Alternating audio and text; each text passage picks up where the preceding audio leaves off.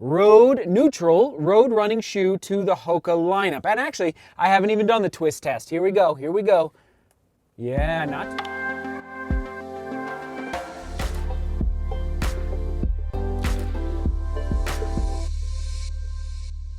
Let's do this. Hoka Clifton Edge. There it is with a crazy extended heel. Is it the wildest running shoe design of 2020? I'll get you the answer by the end of the vlog today. But first of all, I'm taking it easier on the filming side today. No outside filming, even though we are going to grill later. Sometimes you just got to check out, right? But we're still going to get you some value today by giving you my first impressions, not my full review of the Hoka Clifton Edge. Sound good? All right, here it is, a brand new road neutral road running shoe to the Hoka lineup. And actually, I haven't even done the twist test. Here we go. Here we go. Yeah, not too shabby. Not too shabby. It's got some twist, but it's not like crazy loosey-goosey either. I suspected that based on the feel of the outsole. And moving on to that drop, we're looking at 5 millimeters from heel to toe, 29 in the heel, 24 in the forefoot for the men. But listen to this, for the ladies, they actually dropped the amount of foam in the shoes for the ladies version. Have I ever seen that before? I'm sure I have, but that's interesting. So for the ladies, it's 26 in the heel, 21 in the forefoot for still a 5 millimeter slope inside the shoe. For men's size 9, we're looking at 8.9 ounces or 252 grams. And for women's size 8, we're looking at 7.2 ounces or 204 grams. And here we go, my gut reaction, my size. All right, men's size 7.5, 7.8 ounces.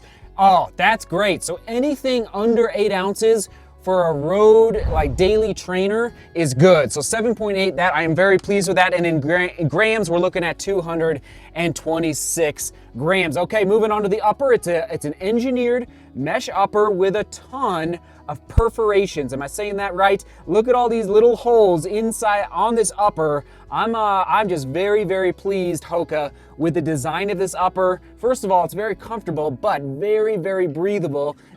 And for this hot summer months, and today it was like 94 degrees on my second run today in this shoe, and I must say my feet felt great, not feeling overheated. I love the fact that the upper color is white. So good work there, Hoka, on the perforations throughout the upper. Moving on to the tongue, very comfortable tongue, laying nice on the top of the foot, and it is semi-gusseted, very, very slightly semi-gusseted, but just enough to keep that tongue in place on top of your foot. You know how I'm always loving a good semi-gusseted tongue. And then moving on to the eyelet chain, much better. I'm going to start some comparisons to the Clifton 7, even though these are really two different shoes, just so you know. Even though this has Clifton in the name, it's tempting to kind of compare them, like this is a play on the Clifton lineup. It's really a very different shoe from the Clifton 1 all the way up to now the Clifton 7, but it does have a nice eyelet chain. I felt secure in the lockdown. Runners, an extra hole there for the runner's knot at the top of the eyelet chain. And moving on to the back of the shoe, we've got the collar here. Just a little bit of extra padding, actually reminiscent, frankly, of some Nikes as of late. And onto the midsole of the Clifton Edge. So an EVA midsole, what they're calling their kind of softest and lightest foam yet. They put that on their website, and I'm just gonna push back just a little bit here, Hoka. I'm gonna say lightest. I'll probably agree with that. Like, it's feeling very, very lightweight underfoot as you're out there putting the miles in out on the pavement. But as far as soft, I'm just a little confused because the Clifton 7, as far as just the thumb test and even just the feel through the foot strike, like I ran in this shoe 2 days ago, and this is the soft, like this is soft. So I don't quite know what they're talking about when they say the Clifton Edge is and frankly, it didn't feel like a firm landing today, but it definitely was not a soft landing. I'd put the Asics Nova Blast as a softer landing than the Hoka Clifton Edge. Like, and even just pressing the thumb test, it's a little firm there, absolutely, with the thumb test. Also, but I will say, because it's a little firmer, it's definitely got some more snap and spring to it compared to the Clifton 7, this Clifton Edge. So I felt great in the toe off. I felt like I could really spring off and push forward as I was going down the road today in the Clifton Edge. And one last point on the midsole, the biggest feature, I would say, of the Hoka Clifton Edge has to be Oh my goodness, this exaggerated heel here. Look at that. I mean, you guys can, it's like everybody's talking about this heel. And from what I understand, what they're going for is a wide landing area so you feel stable. And I will say, I did feel stable through the foot strikes today, more so than the Clifton 7. But I guess the idea is to create a smoother transition through your foot strike, okay? So from heel to toe, so just like a little more landing area for your heel. Well, I'm just gonna throw out the drawback right now. If you are a forefoot striker or a midfoot striker, I'm gonna say that this heel felt incredibly awkward, like really, really strange, and I did not like it. There's no other way to say it, Hoka. Now, I will say though, if you know you are a heel striker, like you go to the running shoe store and they film you running and you strike on your heel, I'm gonna say great shoe for you. But for me, I did not enjoy this exaggerated heel at all. But today on the run, I was like, why does the shoe feel so strange? And so I actually switched my foot strike from forefoot, or more like midfoot to forefoot, because I was going easy today. And I was intentionally striking my heel first, and the shoe felt much, much better. So just gonna say, like, if you know you're a forefoot or midfoot striker, and you love that type of foot strike, I'd say this is not the shoe for you, because that exaggerated heel is just too much. Yes, I'm tempted to get the saw out. There it is. I'm tempted to just hack at it and see how much weight we can cut off of this shoe. Pause. I just turned the camera off. I was done recording, but I forgot to mention, is the Hoka Clifton Edge the wildest running shoe design of 2020? I'm gonna say yes. This is a little wild, everybody. A little living on the edge, if you will. So I just want to say, thus far in 2020, who knows, maybe another shoe will come out, but so far, I'm gonna say this is the wildest design, mostly because of that heel in the back there. All right, roll the tape. Okay, moving on to the outsole. Here we go, rubberized EVA outsole with a little bit of a decoupled groove here through the back of the shoe. I'm gonna call the outsole almost approaching pods. What you see in the Skechers Max Road 4, these pods here that I think help reduce the weight of the shoe. Overall, I'm actually pleased with the design and the tread pattern of the Clifton Edge. But let's get into the durability prediction. I'm gonna go with 300 miles. Not a good sign after 2 runs, totaling, I think a total 11 miles, 12 miles over the last 2 days.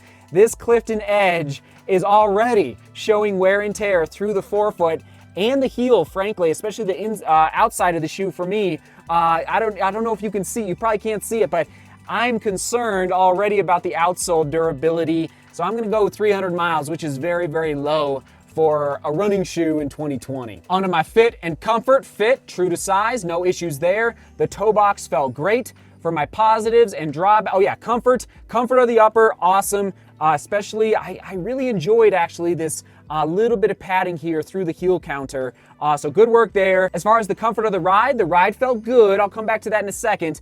Positives and drawbacks. Positives is the breathability of the upper.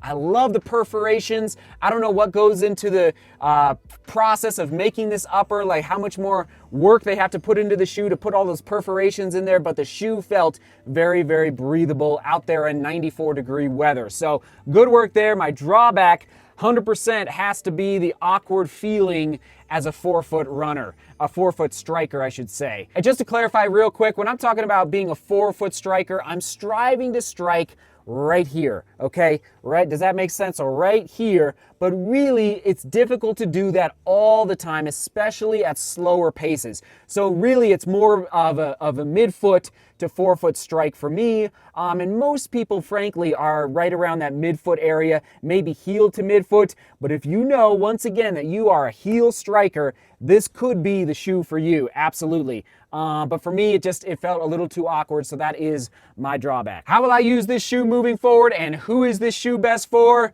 I won't. We probably already guessed that. It's not going to make it to 50 miles, absolutely not. And who is the shoe best for? Of course, heel strikers. Now, the price point, $160. What? No. What?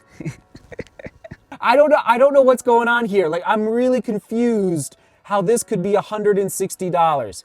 this should be like $130. Now maybe they're thinking this is like a tempo day shoe. Okay, there it is. I found it, the Adidas SL20 coming off the shelf. So let's put it on the scale for as far as the tempo day shoe goes. There it is, 7.05 ounces in my size. So again, I'm baffled, a little baffled at $160.